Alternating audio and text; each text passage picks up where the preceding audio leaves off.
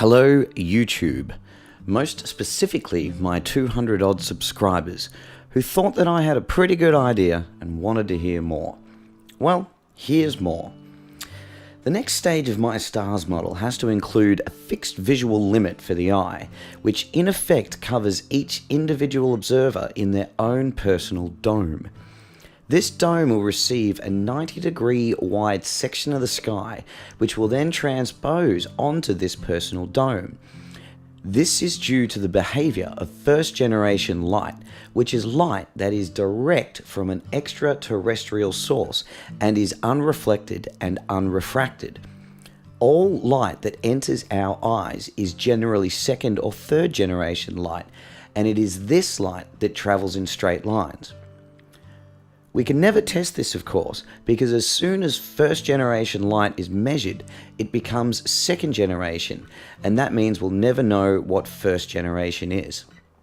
Thus, the theory is unfalsifiable and not science, which is what you'll find all of Flat Earth to be. It is not true, people, that the Earth, our planet, is flat. It is a ball within a star field. And the stars alone are what tell us this. Over a year ago, I almost fell for the hype, the mother of all conspiracies, but it was my experiments that led me to know that the Earth is spherical.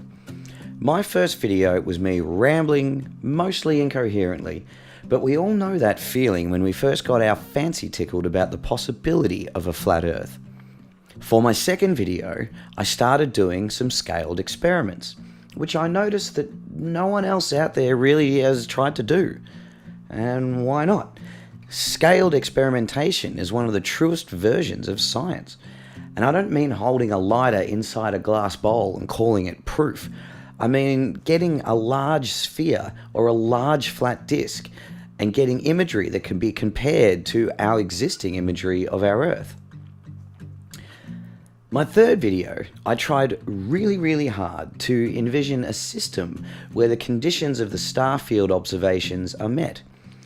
I got pretty close, and it was a cool idea, but it is in no way near accurate to observable reality. So at this point, you have a few options. You keep believing that the Earth is flat, even though direct, night after night observations tell you that it is round, or bail out, curse yourself for almost falling for a clear psyop and go back to the sphere model.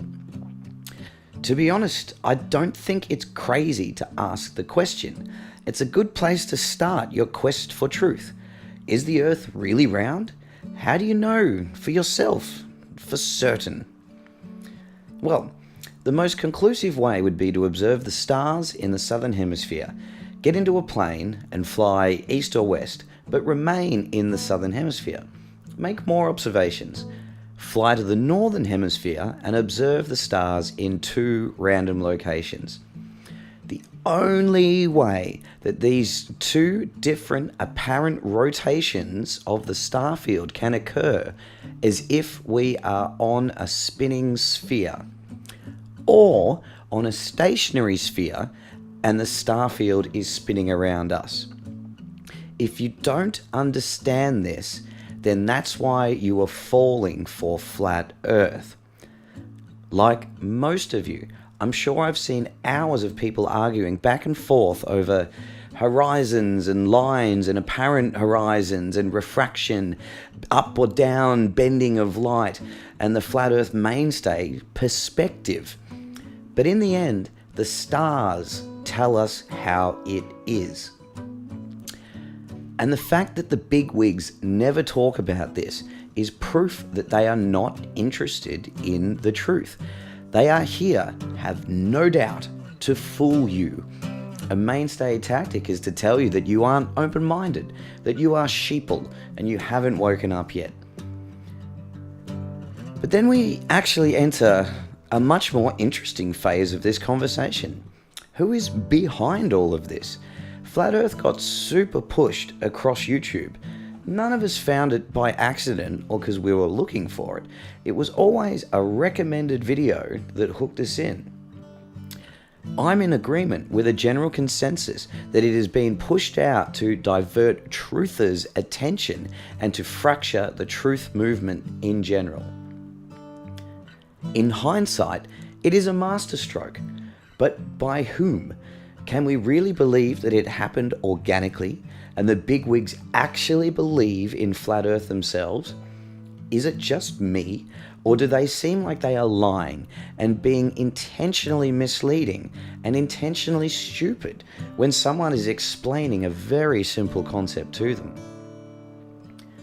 It seems then that the bigwigs are being paid to be there, being paid to be dumb, and being paid not to turn around and admit to YouTube that they are wrong and that the Earth is a sphere. They couldn't be making much money from YouTube revenue, so they must have another source. It may also not be a truly nefarious thing.